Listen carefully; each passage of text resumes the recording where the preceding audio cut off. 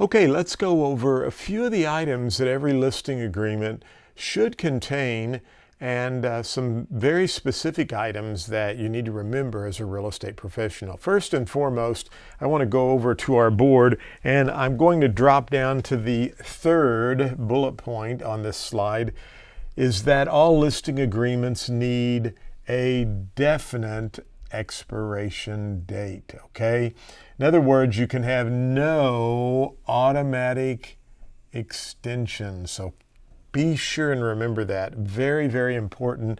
And you've got to put some type of an expiration date in the listing agreement. Now, you can see here, sales price. Definitely want to have a sales price and the amount of commission or the fee that your company charges. Now, remember, commissions are always negotiable.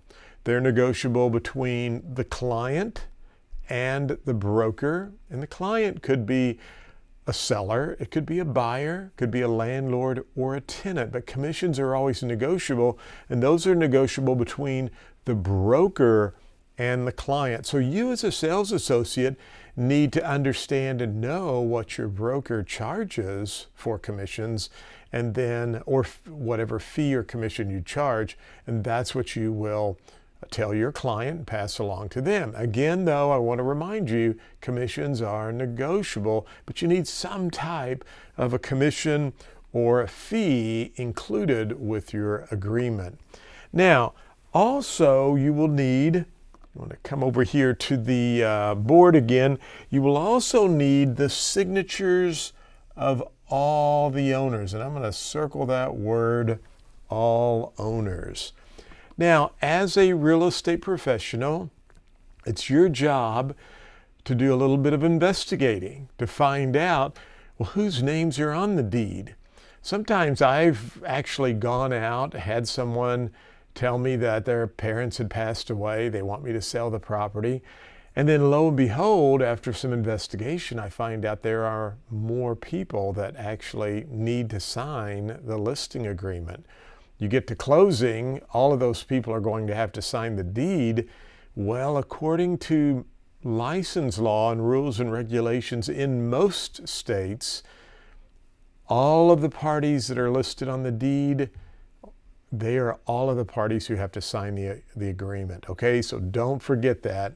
And I'm going to kind of keep reminding you throughout this practice course or post a license course that the one that you let slide a little bit, that's the one that's going to come back and haunt you. So just from the get-go, get everybody's signature, all of those signatures of everyone who is on the deed.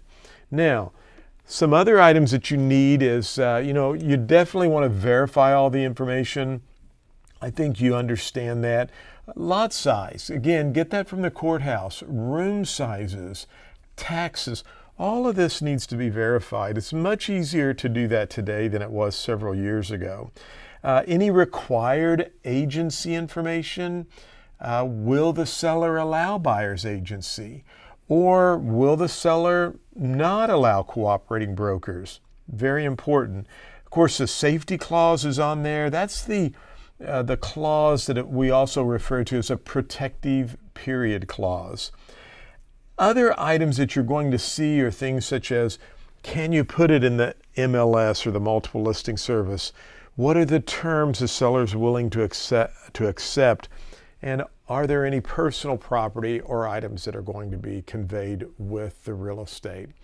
Again, it's your job to make sure that you, first of all, get trained on the proper forms and contracts that your company uses, and then be sure and understand and present that information and be prepared and practice going through your listing agreement, because you need to cover all of those key points as you go through the listing agreement, and make sure that you verify who are the owners, what are the taxes, what's the square footage that I need to put in that box.